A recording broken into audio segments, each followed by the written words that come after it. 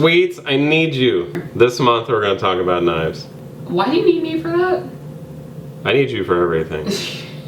Love, love, love, love, love. Not even spinning on there. I can't even get them all in there. This is not even all of them. And I'm gonna start out actually with the beginning. You like that? Mm-hmm. Yeah. So, Tell the story. tell them the story. Way back when BG and the Sweets were just a young couple. You almost said young bucks. I know Young you did. buck. No, I wasn't gonna say young bucks. We were a wee lads, and Well, I was a lass and you were a lass. no, I was an old man still. No, you don't get it. A lass I know. girl. I know. No, I'm thinking of the fact that nobody believed that you were your age, that we were the same age. Yeah, everyone thought you were a lot older than me. But Yeah. you were only 6 months older than me. I've looked 32 my whole life, Sure, yeah. and the Sweets has always been quite youthful. Mm-hmm. So when we were just starting out, So we're just starting out, we get married, we go on our honeymoon to Napa because we got married in December, and the best option for something warm in the country, and we both like food, was going to Napa Valley. and at the time we could drink wine Yeah. without. I'm allergic to wine now. And Sweets is not allergic, but can only have about a quarter glass before she's toast. Completely hammered. But completely hammered. Funny story, I got her a shot of tequila when we first started dating, and she passed out. So just, carry out to the car. I had to carry her to the car, totally passed out. Done. But back to the story. We're in Napa, and I did not know what a good knife was at the time. I knew I loved to cook, and I went to the culinary supply store that's in downtown Napa, and I saw this set, and it was $220 in 2005 for this beautiful arrangement of knives. And I love Shun as a general all-purpose knife. I used to use the chef knife the most, but I mean 80% of the time I'm actually using this knife. Just found out in the making of this video, I bought this years later. Sweets' favorite knife is the 6-inch. So this is an 8-inch chef knife, 6-inch chef knife, and then we needed to bring in the extra horsepower 10-inch chef knife. I only ever use the 6-inch. I never use anything else up on this board. Yes, this is smaller hands, lighter weight kind of thing on it. Average size. I'm not going to say male versus female. Sure, because Sure. Julia Child exists. Because Julia Child would use this fucker right here. Take it down. Yeah. So whatever feels the most comfortable in your hands. This has the most weight to it, this 10-inch knife, and the bigger the knife, the more precise you have to be on the control of it, because you will cut the out of yourself with this knife. A little less, worrisome on that guy. Whoa, God. Careful. This guy, perfect for most people. Honestly, though, if you looked at my knife board, I have these three that I use the most. I use like these 80% of the time. So I bought... What are the sizes of those that you just showed? So this is a 10-inch, this is a 6-inch utility knife. I personally use these 6-inch utility knives more than anything else. They're called a utility It's called a utility I thought it knife. was called a slicing knife. No. Okay. No. Never mind. Slicing knife would be longer blade, flatter, like this guy. And you like these, you said something about them being Damascus. Yes, so all three of these are Damascus. And the only non-Damascus blade I have up here is my cheap bread knife. This has the same material that makes up the body of the knife, that makes up the primary, the second bevel. Where if I look at these, this material that's right here, the edge material, is a VG10 steel. That's the name of it, the style of it. And then there are 16 layers on either side of it that make up, it's a 33, I have to verify, I think it's a 33 layer. There's one core material and then 16 that are folded on each side. Or the only reason you'd want that in a knife is because it's cool looking. Because it looks cool. It doesn't do anything. Yeah. You pay more money and it looks cool. That's it. Which you just found out today. Yeah. Yeah. And this is what qualifies you as a knife snob. I am a knife snob. I love the look of a Damascus blade. You're going to hear people say that they have better non-stick ability on the edges because of the wave of the being different things, but like, it's a sharp knife. You're going to be fine. The knife snob in me loves these guys in particular because these are hammered edge.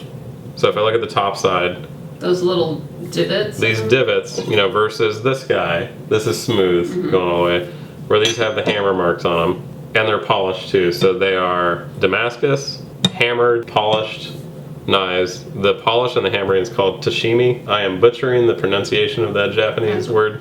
After I got even more into knives, the Swedes bought me this guy, and it is my favorite knife. I do not use it all the time just because it's gigantic and it's not needed for most operations. I can't handle using a knife that large because I just have no control with it. I feel like it's going to slip out of my hand. You need to be an expert knife user to use this beast right here. And I also learned today about left-handed and right-handed knives. Yes, so if I were to look end on, this is called a D-shaped handle, so it's fatter over here. This is a right-handed knife.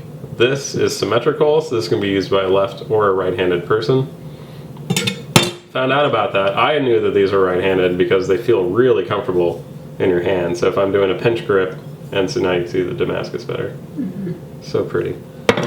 And then here's the tashimi with the Damascus. Gorgeous. So if you have to be a right-handed person to use this knife. And I found that out because a friend of mine, T, the Buck, 6'4" of chiseled granite. I have him on the meat table when we're doing sausage making. He's the cutter. He was using this knife. I just handed it to him, forgetting that he's left-handed. He used it for over an hour, and his left hand was dying from it because it was putting pressure on the wrong part of his palm. So I gave him this knife. And it was better. Hand stopped hurting instantly. So, but the this being D-handed also makes it more rotationally stable. So when you use a pinch grip, this is the first thing you need to learn about using a knife is that your thumb and your index finger go beyond the handle to pinch onto the main blade, and then your other 3 fingers wrap around. This makes sure that the knife actually moves with your forearm. If you're holding like this, the knife can twist, can rotate in your hand. So this actually moves. This is the first thing you need to do as far as moving without cutting yourself, is that if you have control over your arm, you're gonna have control over your knife. Where if I'm holding it back like this, like a hot dog grip, this knife's a hot dog grip? Hot dog grip. Is that an actual term? I'm gonna go with it. Because I'm saying it's confidently. I gotta look up the official term. So, yeah. So that one, and then of these guys. Which is not a cleaver. This is not a cleaver. Not a cleaver. So we have of your other specialty knives. Now I have my little paring knife, which I rarely use because I'd rather use the paring knives I'm about to show you. This is a vegetable knife, and I like the weight of it. It feels solid when you're dropping down on something. Fancy hammered edge. It's got the tashimi on it. It's beautiful, and it was on clearance on Chef Knives to Go. Oh, I thought it was Japanese Chef. I'm sorry, Japanese Chef Knives to Go. Yeah. And then my bread knife. Now, if you look at these 2 knives, these are actually from the same parent company. So if you look on the back side of it, it's KAI. So this is Kershaw, I think Kershaw might be the Hunter version of these knives. Have to see if Did you say Hunter? Hunter, yeah, like animal hunting. Oh, okay, I got it. Sorry, go ahead. Yeah, Kershaw is a brand that you would use for like machetes and like outdoor knives and things like that. But this knife is about $130, maybe $160 right now. We'll verify. Where this knife is semi-handmade, and it's going to be probably about $500. Where this one is not Damascus, still has a similar core material as this guy does, and I think this was like $30. So if you wanted to buy a cheaper chef knife, or even a 6-inch knife like this, like these are going to be under $50 kind of thing if they're bought with this style of brand. This is the KAI Wasabi. So excellent choice for somebody. They want to get new knives, don't spend a lot of money. Thanks for watching today, and remember, we're not done yet with talking about knives. In our next episode, we'll chat about our favorite, cheaper, everyday knives. So if you're just getting started, this next stop on our tour of kitchen tools is definitely one that you won't want to miss. Subscribe to us, check out our website where you can find downloadable recipes, and we'll see you next time on Our Final Freezer. Yes, but I know things about knives, but Yes. I am not as funny as you are.